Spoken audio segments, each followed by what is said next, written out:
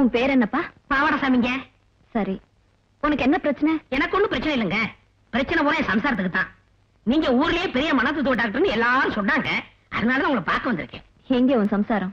வெளியே நிக்கிறா, கூப்பிடுறேன். நீங்களே அந்த அக்குறுமத்தை பாருங்க. அருந்ததி, அடி அருந்ததி. குட் மார்னிங் டாக்டர் அம்மா. Good morning. ஏன் உன் பொண்டாட்டி புடவை கட்டிக்காம கையில வச்சிட்டு இருக்கா? அவ ஏன் கேக்குறீங்க? எங்க அம்மா, பெரியம்மா, அக்கா, தங்கச்சி எல்லாரும் கட்டி விட போனா அடிக்கிறான், மேல விழுந்து கடிக்கிறான். சொல்லியும் பாத்துட்டேன், திட்டியும் பாத்துட்டேன், கேட்க மாட்டேங்கிறா. அருந்ததின்னு பேரை வச்சுட்டு இப்படி அரையும் குறையமா திர்றாளே. எங்க வியாதி முத்தி பாவடையும் காட்டி போட்டுட்டு வீதியில் ஓடிடுவான்னு பயமா இருக்கு. இந்த ஒரு குறைய தவிர மத்தபடி உன் பொண்டாட்டி உன்கிட்ட ஒழுங்கா நடந்துக்குவாளா? என் பொண்டாட்டி ஒழுங்கா புடவைதான் கட்ட மாட்டாள் ஒழிய ஒழுக்கத்துல பொம்பளை கண்ணகி. அப்படியா? எப்ப இருந்து இப்படி நடந்துக்கிறா? ஒரு நாள் ஷூட்டிங் பாக்குறதுக்காக என் சொந்தக்காரங்களை கூட்டிட்டு ஸ்டுடியோவுக்கு வந்தா. அங்க என்னை பார்த்ததுமே சேலையை ஒத்து போட்டா சண்டாளி. நீ எதுக்கு ஸ்டுடியோவுக்கு போன? நான் சினிமா ஸ்டுடியோவுல உடையாங்கிற நிபுணரா இருக்கம்மா. படங்கள்ல நடிக்கிற நடிகர் நடிகைகளுக்கு துணி வச்சு கொடுக்கறதாங்க என் வேலை. ஸ்டுடியோல உன் சம்சாரம் உன்னை பாக்கும்போது நீ என்ன செஞ்சுட்டு இருந்த? மேக்கப் ரூம்ல கவர்ச்சி நடிகை மினிராதா இவ மாதிரியும் நின்னுகிட்டு இருந்தாங்க. நான் உங்களுக்கு புடவை கட்டி விட்டுட்டு இருந்தேன். அத உன் சம்சாரம் பாத்துருக்கா இல்லையா? ஆமாங்க, உத்து உத்து பாத்துட்டு இருந்தா. பாவடசாமி, அது வேற ஒண்ணும் இல்ல. உன் மனைவி பொசசிவ் நேச்சர் உள்ளவ. நடிகைகளோட உடல் அழகுல மயங்கி எங்கே நீ அவளை கைவிட்டுட்டு போயிடுவியோங்கிற பயம். அவ தன்னுடைய அழக எப்பவுமே உன் கண்ணுக்கு காட்டிக்கிட்டு இருக்கணுங்கிற எண்ணம். அது மாத்திரம் இல்ல, இன்னொருத்திக்கு புடவை கட்டி விடுற புருஷன் தனக்கும் தான் கட்டி விடட்டுமேங்கிற உரிமை. அதத்தான் அவன் எதிர்பார்க்கிறான். இனிமே உனக்கு புடவை கட்டின பொண்டாட்டி தான் வேணும்னா நான் சொல்றபடி செய்யணும். என்ன செய்யணும்னு சொல்லுங்க, செய்யறேன். தினம் நீ அவளுக்கு புடவை கட்டி விடு, அவ கைட்டு எறிய மாட்டா. பொண்டாட்டிக்கு புடவை கட்டி விட்டா ஊரே என்ன அசிங்கமா பேசுங்களே. இங்கதான் நீ தப்பு பண்ற. உன் மனைவியோட அன்பை நீ புரிஞ்சுக்கணும். நீ பக்கத்து வீட்டு குழந்தை எடுத்து கொஞ்சும் போது உன் குழந்தை வேணும்னே உன் மடியில வந்து ஒட்டிக்கும். அப்படித்தான் பொண்டாட்டியும். புரிஞ்சுதா? இனிமே நீதான் அவளுக்கும் காஸ்டியூமர். இப்பவே கட்டி விடு.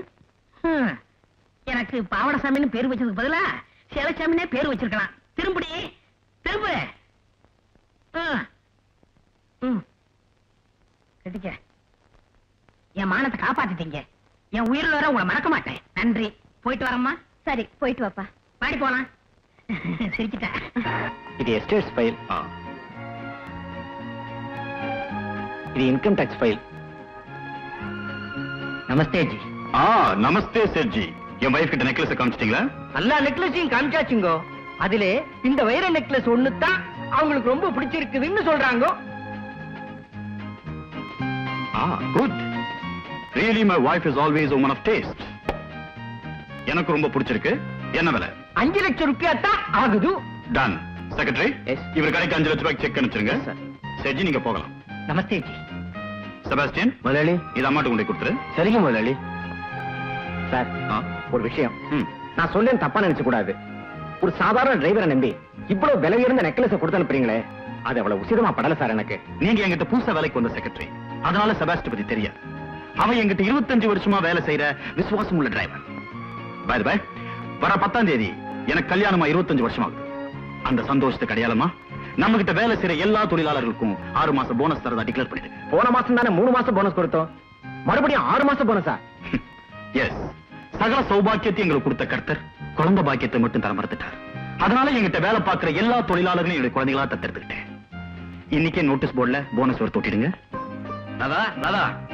என்னங்க? நீ பாக்கணும்னு ஆசைப்பட்டியா? லாரல் காடி படம் அது இன்னைக்கு ரிலீஸ் ஆயிருக்கு. ஈவினிங் ஷோக்கு 2 டிக்கெட் அடிச்சு பிடிச்சு வாங்கிட்டு வந்துட்டேன். புறப்படு. நீங்க போய் ட்ரெஸ் சேஞ்ச் பண்ணிட்டு வாங்க. அதுக்குள்ள நான் போய் அப்பாட்ட சொல்லிட்டு வந்துடுறேன். ஓகே. ஆமா, நாங்க 2 பேரும் சினிமாக்கு போயிட்டு டாஜா சாப்பிட்டு வந்துடுறோம். டின்னருக்கு எங்களுக்காக நீங்க வெயிட் பண்ணணும். வராத போல. மாப்பிள, ப்ரோகிராம் மாறி போச்சு. ஆமாங்க, லாரல் ஹார்டி பிக்சர்னா என்ன மாதிரியே அப்பாவுக்கு ரொம்ப பிடிக்கும். அப்பாவும் பார்க்க வரேன்னு சொன்னாரு. இருக்கிறதோ 2 டிக்கெட். அதனால இன்னைக்கு நானும் அப்பாவும் போயிட்டு வரோம். நீங்க இன்னொரு நாளைக்கு போங்க, டிக்கெட் கொடுங்க. ராஜேஷ், இந்த மாணிக்க செட்டியார் கேஸ்ல வாய்தா கேட்டிருந்தோம்ல, அந்த பேப்பர்ஸ் எல்லாம் டைப் பண்ணி ரெடியா வைங்க. இன்ஸ்பெக்டர் மகேந்திரா சில கேஸ் கட்டுகளை கொடுத்து அனுப்புவாரு, வாங்கி வச்சிருங்க. நானும் அப்பாவும் படம் பார்த்துட்டு தாஜ்ல சாப்பிட்டு வரோம். நீங்க வீட்லயே சாப்பிடுங்க, எங்களுக்காக வெயிட் பண்ண வேண்டாம். கமான் ராதா.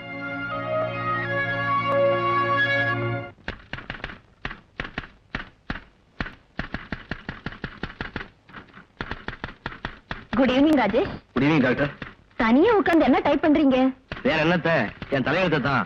என்ன உங்களுக்கு இந்த வயசுலயே இவ்ளோ விரக்தி? இது என்ன டாக்டர், மனைவியை கூட்டிட்டு சினிமாவுக்கு போலான்னு 2 டிக்கெட் வாங்கிட்டு வந்தேன். என்ன அம்போன் விட்டுட்டு அந்த டிக்கெட் எடுத்துட்டு அவ அப்பாவை கூட்டிட்டு இவ சினிமாவுக்கு போயிட்டா. ராஜேஷ், ஏன் உங்க எண்ணங்கள் உள்ளுக்குள்ளேயே போட்டு கும்பிட்டு இருக்கீங்க? உங்க விருப்பு வெறுப்புகளை வெளிப்படையா உங்க மாமனார் கிட்டையும் மனைவி கிட்டையும் சொல்லிட வேண்டியதுதானே? மாமனாரா மட்டும் இருந்தா சொல்லிருப்பேன் டாக்டர். அவர் எனக்கு குருவும் கூட. அந்த குரு பக்தியில தான் உறவுங்கிற கூண்டுக்குள்ள குருவி மாதிரி அடைஞ்சு கிடக்கிறேன். டாக்டர், என்னோட ஒரே லட்சியம் பிரபல வக்கீலாகி பேரும் புகழும் வாங்கணுங்கிறது தான். அதுக்காகத்தான் வக்கீல் எத்திராஜ் கிட்ட ஜூனியரா சேர்ந்தேன். தொழில எனக்கு கை கொடுப்பாருங்கிற ஒரே நம்பிக்கையில தான் அவரோட மகளையும் கைப்பிடிச்சேன். ஆனா எல்லாமே நான் நினைச்சதுக்கு நேர்மாறா நடந்து போச்சு. மாணவன்கிற பேரோட இந்த வீட்டை விட்டு வெளியே போயிருந்தேன்னா இன்னைக்கு நான் ஒரு மரியாதைக்குரிய வக்கீலா இருப்பேன். மருமகனா இந்த வீட்டுக்குள்ள நுழைஞ்சதுனாலதான் வக்கீலாவும் ஆக முடியல, மானமுள்ள கணவனாவும் வாழ முடியல. ராஜேஷ், உங்க வேதனை எனக்கு புரியுது. சந்தர்ப்பம் வரும்போது இது சம்பந்தமா நானே அவங்க 2 பேருக்கிட்டையும் பேசுறேன்.